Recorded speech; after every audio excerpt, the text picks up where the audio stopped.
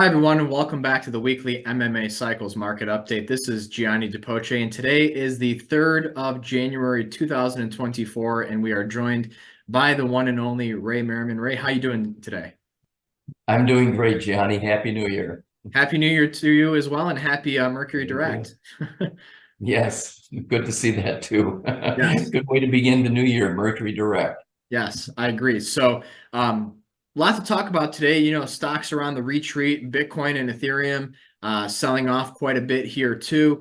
So let's dive right into it, Ray. Let me go ahead and share my screen, and we could talk about the Dow Jones. We formed a high in one of our geocosmic critical reversal periods. The Yeah. Dow made a new all-time high yesterday, while the other indices did not. So, what's your take on the stock market right now? Do we need to be more concerned, or should we exercise a little bit of restraint and take a deep breath? Both. I think that's a good idea. Take a deep breath and exercise restraint. We're in the middle of the primary cycle. Our primary cycle is around 18 weeks, and we're in week number 10, so we're in the middle. And when you don't have a major correction, as you see on this chart, it's like parabolic. It's gone straight up, vertical almost. And when that happens in the middle of the cycle, you usually do get a big slash. We call it the half primary cycle bottom. And that's due in the next 2 weeks. And it can be pretty severe, but it's still just, in a pattern that's bullish. So it's probably just a correction, but it can be a sharp correction right around where you got it marked, and that would be a nice point to look for. This is the first time since that primary bottom, since we started breaking above the 15-day moving average. It's the first time since then that we've gone back and we're now touching the 15-day moving average. So that's a good sign too, that some kind of a temporary top is in. Plus what you just mentioned, the Dow made a new all-time high Tuesday, and the other indexes did not. So that's a case of bearish divergence. So we'd like to see about a 1 to 2 week correction here, and it can be sharp. Well, Ray, we're entering an interesting geocosmic period as well because, we just had Jupiter go direct last week too. So right now, the only planet that is retrograde still is Uranus. All other planets are direct. You don't really see that all that often, but we have Uranus going direct on the 27th, which is a week before the double ingress of the Sun and Pluto into the sign of Aquarius. So is there anything that you're looking at perhaps in regard to the tech sector, between Aquarius being highlighted and Uranus being highlighted? Should we be paying extra attention to the technology sector right now, perhaps? Well, first, I'd like to go back and touch on that subject that you mentioned, that Jupiter just turned direct, Sun trine Jupiter, and that correlated with a high. And when markets rise into Jupiter, you do like to see the euphoria start to wear off. And it'll probably pick up some momentum as we go toward the Sun and Pluto into Aquarius. I think there's going to be more attention placed on the problems in the economy, the problems with tech as it goes to Aquarius. I think those are going to be issues that are going to require more attention, more thought about how serious you want to be. But I do think they're buying opportunities. Either then, as the Sun and Pluto go into Aquarius, because Aquarius is a sign that has to do with technology, or when Uranus changes its direction, January 27th and 28th, which rules Aquarius. So sometime in that period, January 20th, January 28th, sometime in there, if you see the techs, the NASDAQ making a low, I think you have to be prepared to look for buying opportunities. Okay. Well, let's jump over to the crypto land, because Bitcoin, Yeah. some concerning price action right here. I must admit, we're so late in this 15-month cycle, and we had an upside target that we've been talking about in the $48,000 to $50,000 area, and we're looking at the cash market here, so it doesn't show it, but the futures, the January futures contract, the high was just above 47,000, so we came within 1,000 points of that upside target in this critical reversal zone period so late in the 15-month cycle. I mean, I'm getting a little concerned that, we could be on the precipice of a, 1 to 2 month pullback here in crypto. Do you share those same sentiments, or are you waiting for a little bit more confirmation? No, I agree with you. I think that was the high. It looks very much like the high that gold made, I think back on December 4th, when it had that shot up to 2,150. You see the same type of a pattern here. You get a big breakout, and then the next day you get a big sell-off. I think you're going to see it, come down here, just like you saw gold retreat. I don't know exactly how far it's going to go, but I do think it's going to be somewhere, you're in the 30th week. So somewhere in the next 11 weeks, I mean, it could be, I think, somewhere between 3 and 11 weeks before we get this bottom in. And it could be the 15-month bottom. And if it is a 15-month cycle bottom, you could be looking at the mid to low 30,000 area at that point. Maybe even lower. That's hard to say. But the main thing we want to keep in mind is this is only the first phase of the greater 4-year cycle. So it's going to be the steepest decline probably since late 2022. Yeah. So it's the first big decline, like over 20% that we're expecting. And I think it's a buying opportunity because you're looking for markets that are going to make primary or longer term cycle lows prior to Jupiter conjunct Uranus, April 21st. If you can catch the low before then, and the market does go up into what continues to be a cyclical bull market, it could get very, very exciting when you get into April, because that's also the time they're expecting the halving event to take place, when you get, less supplies and demand either stays the same or increases. That's a formula for increased prices. So I think as traders, as investors, we need to be patient right here and wait for this decline to happen into the 15-month cycle bottom. Be prepared to buy it. I think it's been one of the most outstanding buying opportunities of the year.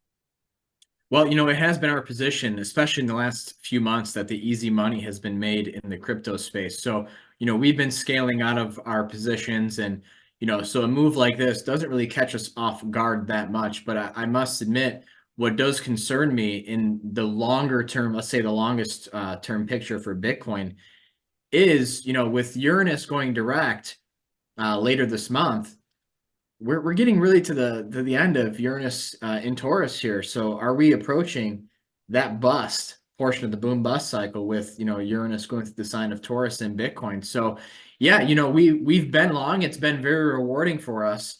But my concern is that that we do not go and make a new all-time high, and the ramifications that has for the 4-year cycle, because we're still in the early, we're still technically in the first phase, but on the precipice of the second one. Do we just retest the high that we just made, or can we still make new highs beyond there and potentially even a new all-time high? Well, that's a $69,000 question, because that's the all-time high on Bitcoin.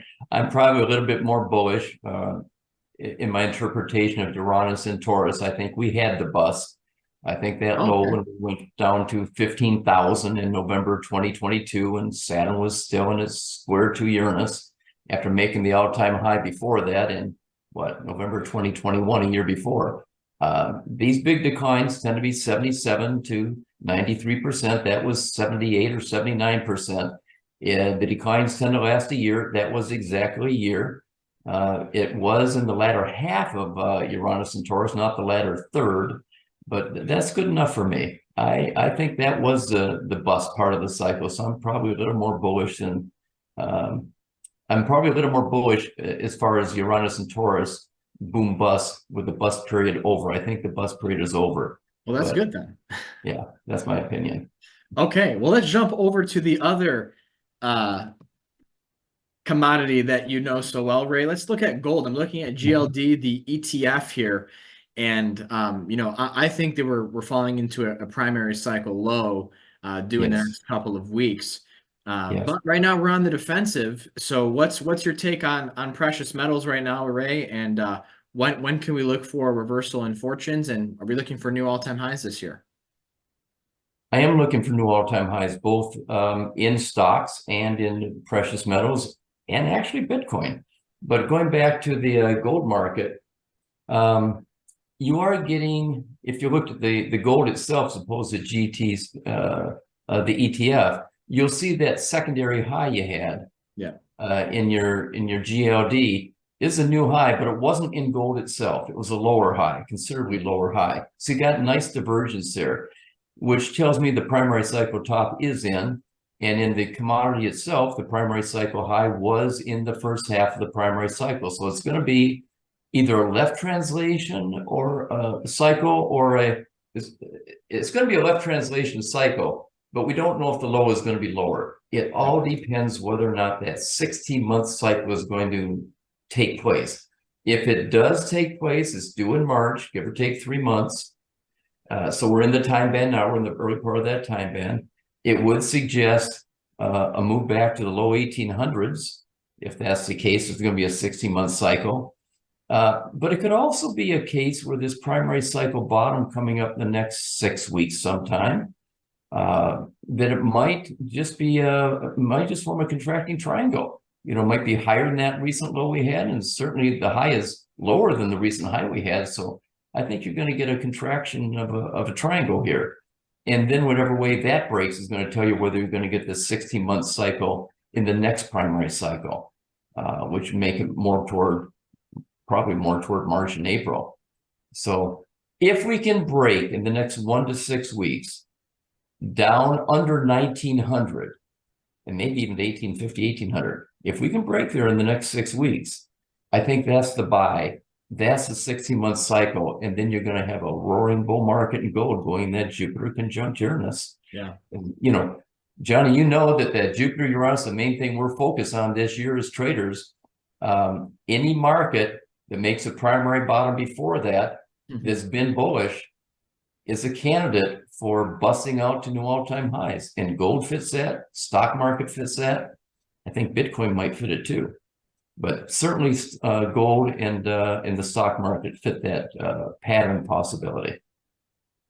Excellent. And, you know, in talking about Jupiter-Uranus conjunction, we know that Jupiter is a co-ruler of crude oil in the energy market. Yeah. So I think this is another market we have to be on alert for here. And I do want to tip my hat to Pujan Zolfargarnia in his long-term cycle work in the energy market, because I think he's really nailed the existence of what appears to be a 4-year cycle in crude oil. I do think that we have another bearish primary cycle set to unfold here, but talk to me about the energy market and what you think is set to unfold, both from a geocosmic and a cyclical standpoint too. Well, as you mentioned, Pujan's latest research has identified a 44-month cycle, and that low we had in December was the 44th month.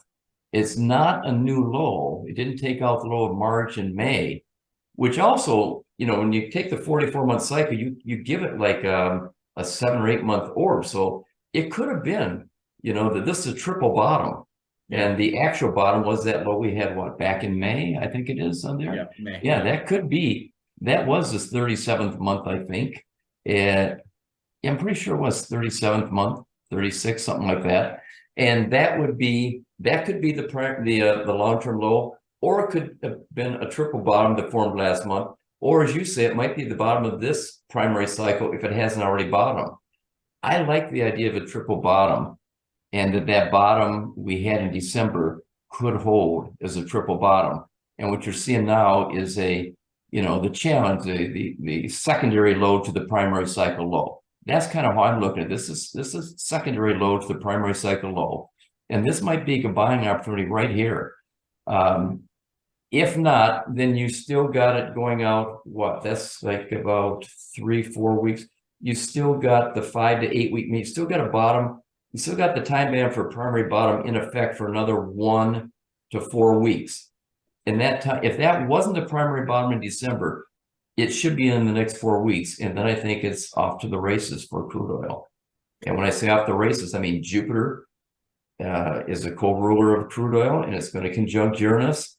This is a primary bottom and a 44-month cycle bottom that's either in effect or about to bottom going into Jupiter conjunct Uranus. I think this is another candidate for a blow off and a test of those all-time highs again.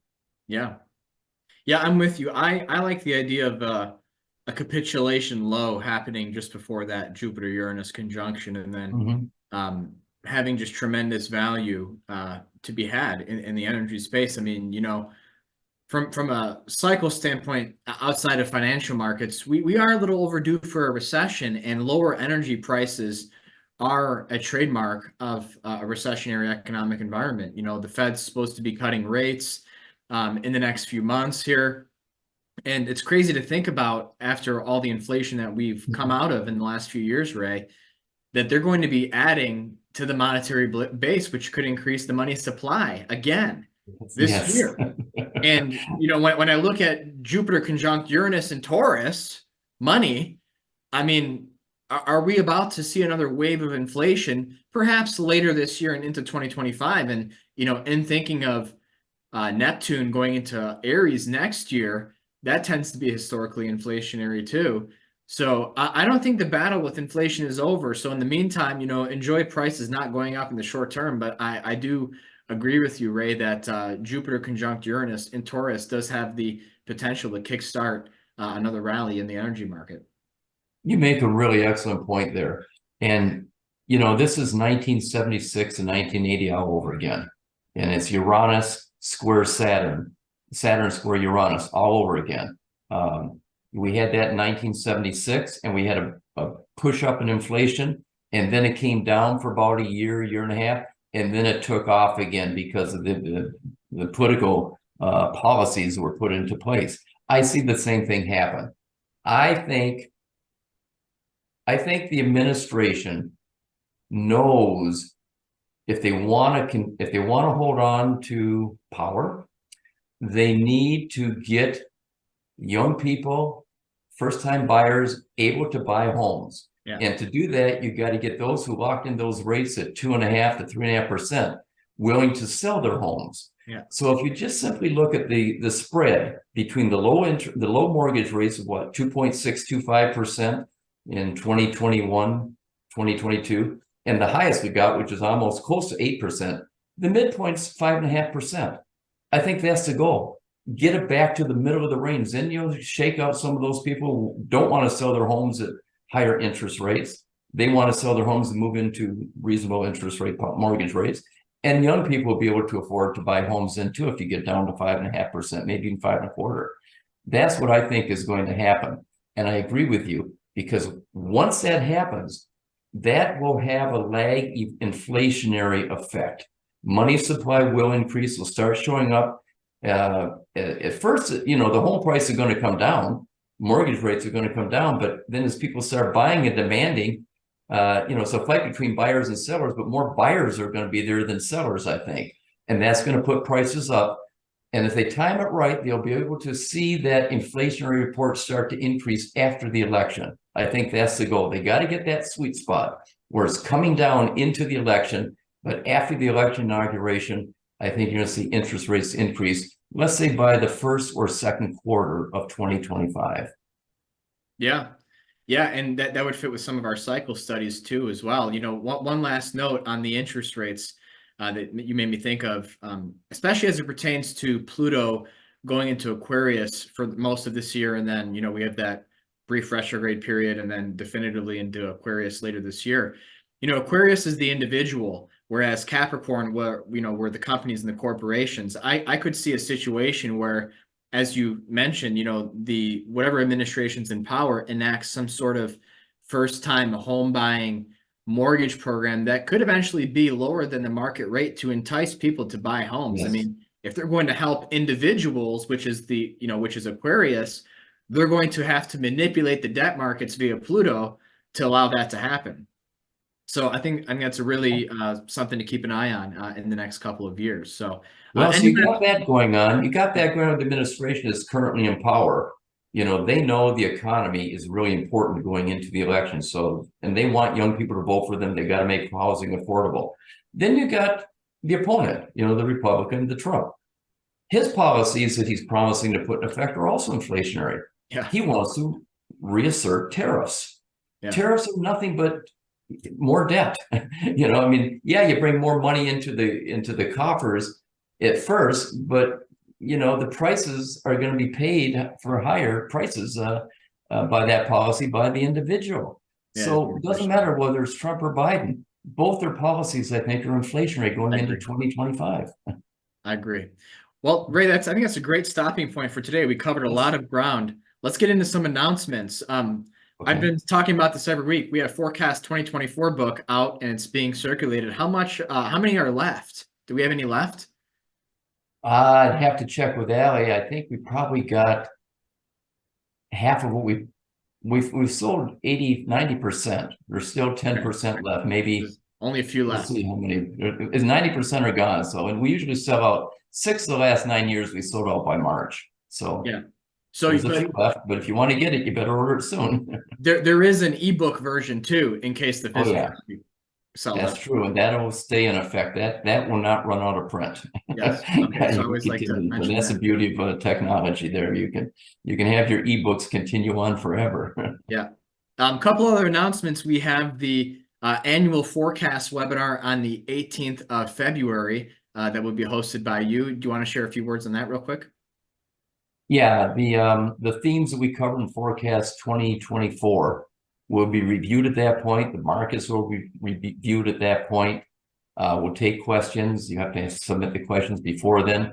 But this is an annual event. We usually, have a big turnout for that too. It'll be followed by a mid-year review that we do in late May and June, where all our analysts will be with us, including you, Johnny, and Puyan, and Wyatt, and Matthew, and everybody who analyzed for us will be there.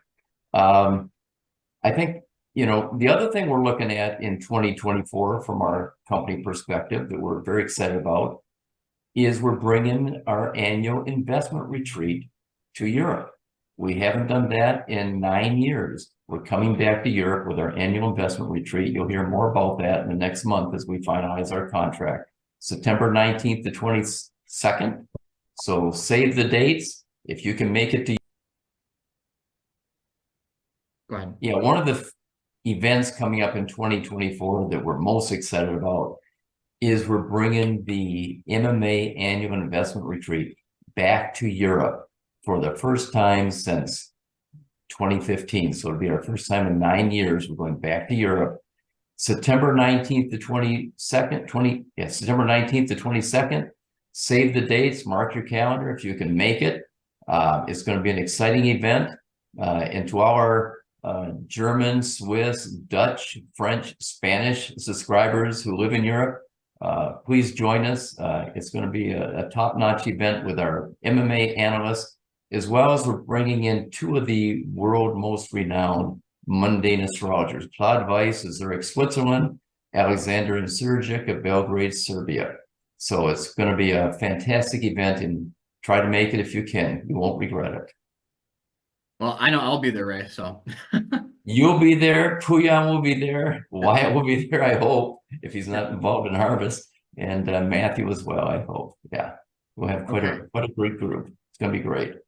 All right. Well, thanks for joining me again this week, Ray. It's always a pleasure to have you on the YouTube channel. And that's all for this week, everyone. We'll be back same time, same place next week. Check us out at www.mmacycles.com and enjoy the rest of your week. Bye-bye.